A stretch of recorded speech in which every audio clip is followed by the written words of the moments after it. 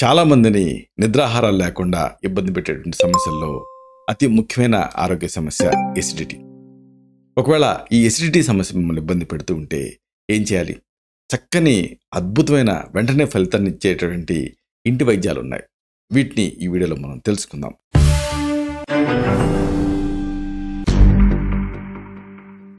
మిత్రులారా నమస్కారం. నేను మీ డాక్టర్ చిరుమామిళ్ళ మురళీ మనోహర్. ఈ వీడియోలో చాలా ముఖ్యమైన విషయాన్ని మనం తెలుసుకోబోతున్నాం. అనేక మందిని ఇబ్బంది పెట్టే ఎసిడిటీకి సంబంధించి చక్కని ఇంటి వైద్యాలను తెలుసుకుందాం. చూడండి, మారుతున్న కాలానికి అనుగుణంగా మన జీవన శైలితో పాటుగా ఆహారపు అలవాట్లు కూడా మారిపోయాయి. చాలామంది ఆరోగ్యానికి చేటు చేసేటువంటి పదార్థాలు తీసుకుంటున్నారు, వాళ్ళకి తెలుసు తీసుకోకూడదని. దీన్ని ఆయుర్వేదం ప్రజ్ఞాపరాధం అంటుంది. దీంతో ఈ ఎసిడిటీ లాంటి అనేక సమస్యల్ని కొని తెచ్చుకుంటున్నారు. నిజానికండి ఎసిడిటీ ఒక సాధారణమైన జీర్ణ సంబంధ సమస్య. ఇది రావటం వల్ల రెండు ముఖ్యమైన లక్షణాలు ఉంటాయి. ఒకటి కడుపులో అసౌకర్యం, రెండు ఛాతీలో అసౌకర్యం. ఎదగాలినట్టు ఉంటుంది డాక్టర్ గారు అంటూ ఉంటారు కొంతమంది పేషెంట్స్. అప్పుడప్పుడు కడుపు నొప్పి వస్తుంది.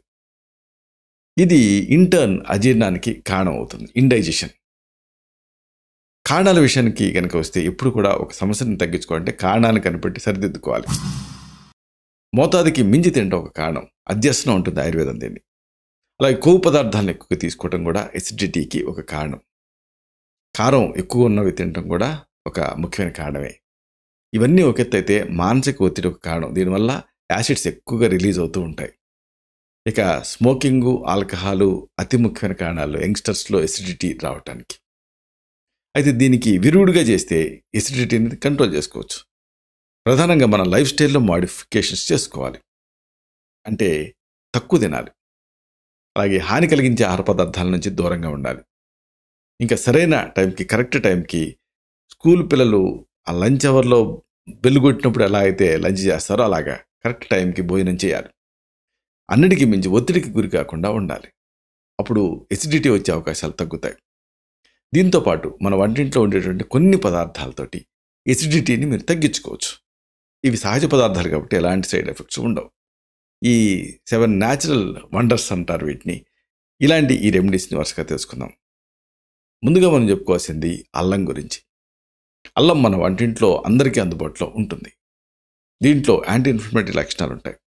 కొంతమంది అల్లం అంటంతోనే అది దానితో మంట వస్తుంది కదా అనుకుంటూ ఉంటారు, ఎసిడిటీ ఎలా తగ్గుతుంది అనుకుంటారు. కానీ అల్లం ప్రధానంగా చేసేది ఏంటంటే ఎసిడిటీ ఇండైజెషన్ వల్ల వస్తుంది కదా, అల్లం ఇండైజెషన్ని కరెక్ట్ చేస్తుంది. ఆయుర్వేదం భోజనాగ్రే సదా లవణ ఆర్ద్రక భక్షణం ఉంటుంది. అంటే భోజనానికి ముందు లవణం అంటే కాస్త ఉప్పుని, ఆర్ద్రకం అంటే అల్లాన్ని తినమని. మీరు అల్లాన్ని ఏదో రూపంలో తీసుకోవచ్చు. అల్లం టీలా తీసుకోవచ్చు. అంటే మరిగే నీళ్ళకి అల్లం వేసి ఆ టీ తాగొచ్చు. లేకపోతే మరిగిన నీళ్ళకి అల్లం ముక్కల్ని ముంచి ఆ టీ తాగొచ్చు. లేకపోతే అల్లం జ్యూస్కి కాస్త తేనె కలిపి తీసుకోవచ్చు. లేకపోతే భోజనం మధ్యలో అల్లాన్ని నమిలి తినొచ్చు. ఎలా చేసినా మీకు ఎసిడిటీ ఇబ్బంది పెట్టదు. తర్వాతది ముఖ్యమైనది కలబంద. కలబంద అందానికే కాదు, ఆరోగ్యానికి కూడా ఉపయోగపడుతుంది. భోజనానికి ముందు ఒక గ్లాస్ కలబంద జ్యూస్ తీసుకుంటే కడుపులో మంట తగ్గుతుంది. ఎందుకంటే దీనికి ఆ పుండ్లని మానిపేటువంటి నేచర్ కలబందకుంది. కలబంద జ్యూస్ మామూలుగా బయట రెడీమేడ్గా దొరుకుతుంది, కానీ మీరు తయారు చేసుకుంటే మంచిది.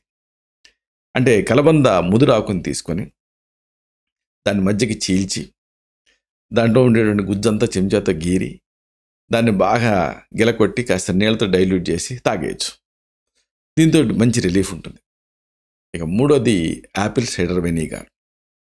ఇది మీకు సూపర్ బజార్లో దొరుకుతుంది.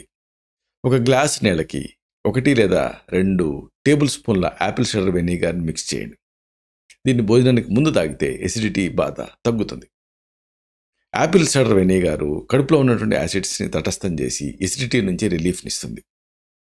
ఇక నాలుగోది సోంపు. ఎసిడిటీని తగ్గించడంలో మీకు ఉపయోగపడే అద్భుతమైన సహజ పదార్థం సోంపు. భోజనం చేసిన తర్వాత కొన్ని సోంపు గింజల్ని మీరు తినచ్చు. లేదా ఒక టీ స్పూన్ సోంపు గింజల్ని మరిగించి ఆ ఫెనల్ టీ తయారు చేసుకొని తాగేయచ్చు. ఇక ఐదోది చల్లటి పాలు. చల్లటి పాలు ఎసిడిటీకి simple remedy, but most amazing and effective remedy. పాలల్లో ఉండే కాల్షియం కడుపులో ఉండేటువంటి యాసిడ్స్ని తగ్గిస్తుంది. ఎసిడిటీ నుంచి మీకు రిలీఫ్ని ఇస్తుంది. కాబట్టి ఒక గ్లాస్ చల్లటి పాలు తాగి ఎసిడిటీని మీరు తగ్గించుకోండి. ఇక ఆరోది కొబ్బరి నీళ్ళు. కొబ్బరి నీళ్ళు ఎసిడిటీని తగ్గించే మహత్తరమైనటువంటి న్యాచురల్ రెమెడీ అని చెప్పొచ్చు. కొబ్బరి నీళ్ళల్లో సహజంగా ఆల్కలీన్ పదార్థం ఉంటుంది. ఇది కడుపులో ఉండేటువంటి అమ్లాన్ని తటస్థీకరించి ఎసిడిటీని తగ్గిస్తుంది. ఒక గ్లాసు అప్పుడే కొట్టినటువంటి కొబ్బరి నీళ్ళు తాగితే మీకు కడుపు ఉబ్బరింపు కూడా తగ్గుతుంది. ఇక last but not the least, అరటిపండు. అరటి అనేది, ఆ గుజ్జు అనేది మలాంలాగా పేరుకుంటుంది లోపల ఎసిడిటీ మీద. అరటిపండులో ఉండే పొటాషియం అమ్లాన్ని తటస్థం చేయడానికి ఉపయోగపడుతుంది, ఎసిడిటీని తగ్గిస్తుంది. అరటిపండులో ఉండేటువంటి ఈ పొటాషియము క్రాంప్స్ను కూడా తగ్గిస్తుంది. కాబట్టి ఎసిడిటీని మీరు నివారించడానికి రోజు ఒక అరటిపండుని తినొచ్చు. ఇలాగ ఎసిడిటీ మిమ్మల్ని ఇబ్బంది పెడుతున్నప్పుడు ఈ ఇంటి వైద్యాలు ఫస్ట్ ఎయిడ్ రెమెడీస్ లాగా మీకు పనిచేస్తాయి, వీటిని వాడుకోవచ్చు.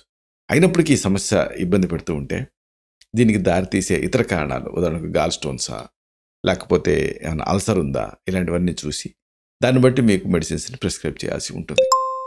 శతం జీవ శరదో వర్ధమానః, శతం హేమంతాన్ శతం వసంతాన్. 100 శరత్తులు, 100 హేమంతాలు, 100 వసంతాలు వర్ధిల్లుతూ జీవించండి. Stay healthy, stay happy, be positive, keep smiling, stay safe. Love you all. శుభం.